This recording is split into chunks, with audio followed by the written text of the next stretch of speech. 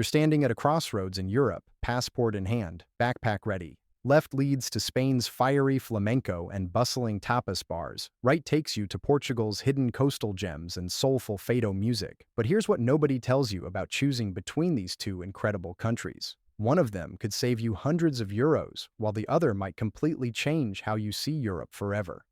I've backpacked both, checked prices, trains, visas, and vibes, and in this video, I'll break it down step by step so you can pick the Eurotrip that actually fits your style and wallet.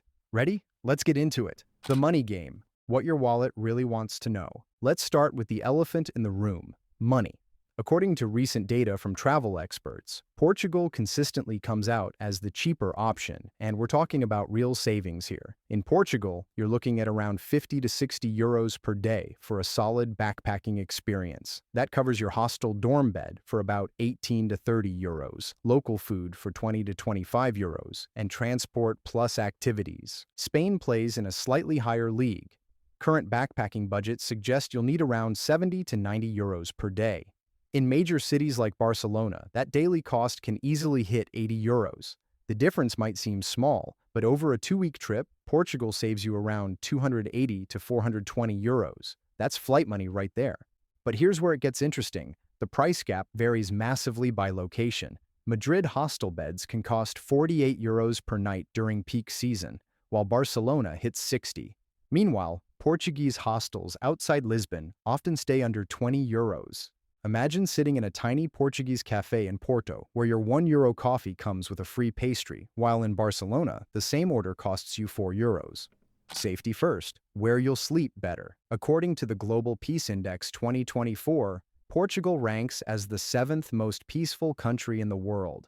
The crime statistics are impressive. More importantly for backpackers, 83% of people in Portugal feel safe walking alone at night. Spain isn't dangerous, but the numbers show clear differences. Portugal scores very high for daytime safety at 82.57, while Spain hits high at 78.93.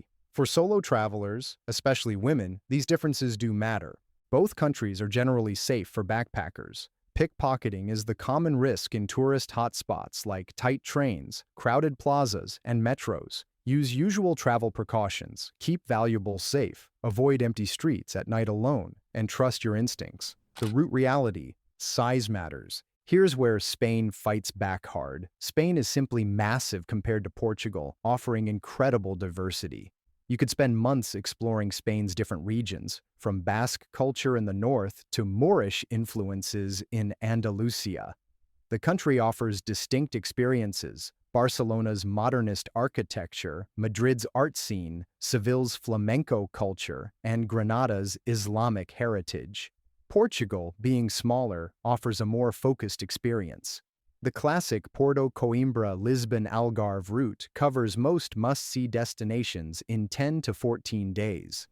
Weather wars, when Mother Nature picks sides. Climate becomes crucial for travelers' comfort and costs.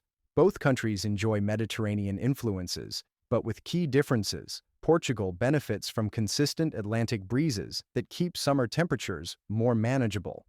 Spanish inland areas, particularly Madrid, can become unbearably hot in July-August without those ocean winds.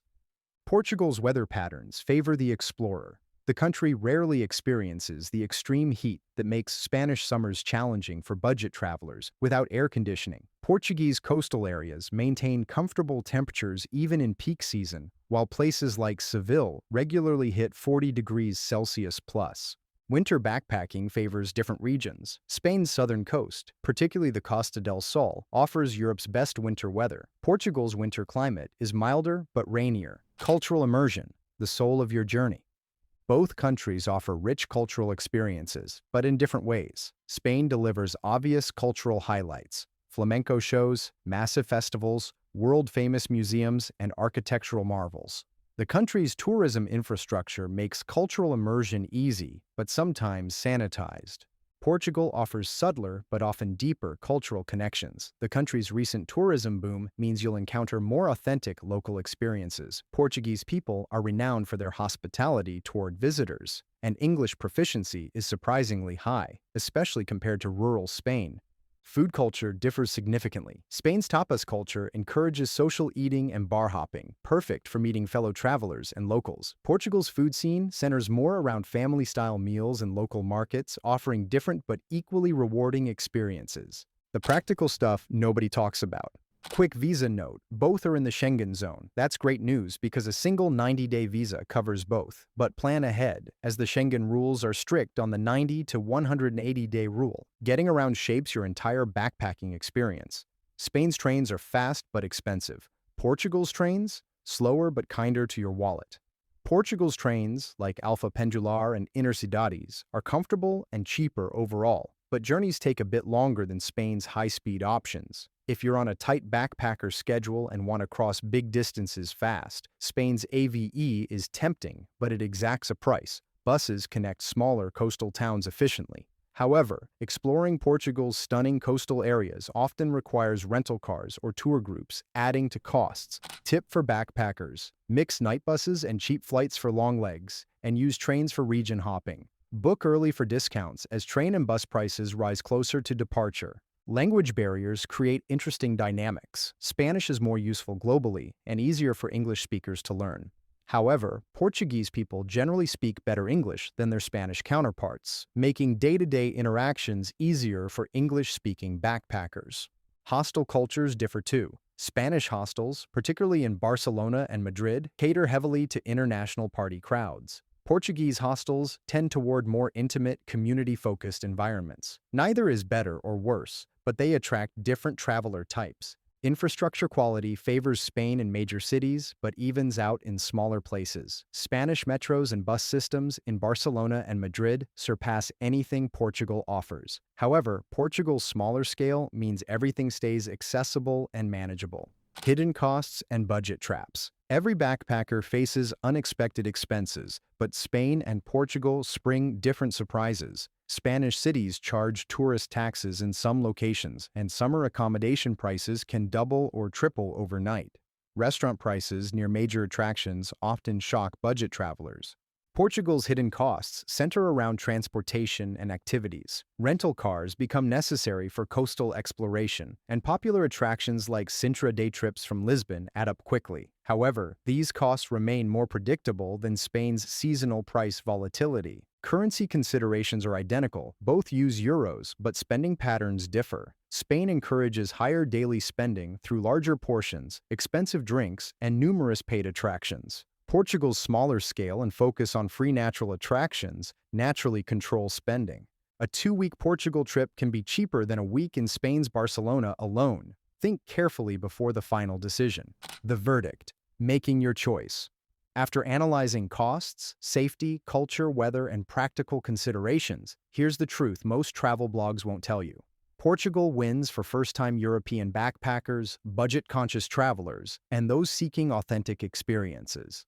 The country offers manageable distances, consistent costs, superior safety, and deep cultural immersion without overwhelming choices. Spain dominates for experienced travelers, those with longer time frames, and backpackers craving maximum variety. The country rewards investment with incredible diversity, world-class cities, and experiences unavailable anywhere else in Europe. But here's the real secret: the best backpacking experience combines both countries. A trip to Spain and Portugal offers incredible value and diversity. Start in northern Spain, work south through Andalusia, cross into Portugal's Algarve, and finish in Lisbon or Porto. This route maximizes cultural differences while minimizing transportation costs. For those who must make a choice, consider your priorities. Want safety, affordability, and authentic charm? Choose Portugal. Crave diversity, world-famous attractions, and party scenes? Spain delivers. So, if you're trying to choose between Spain and Portugal for your next trip, Portugal might save your wallet, and Spain might steal your heart. So, which adventure will define your European story? Drop a comment below and let me know if you're Team Portugal, Team Spain, or Team Why Not Both. And if you found this breakdown helpful, smash that subscribe button to watch the next video.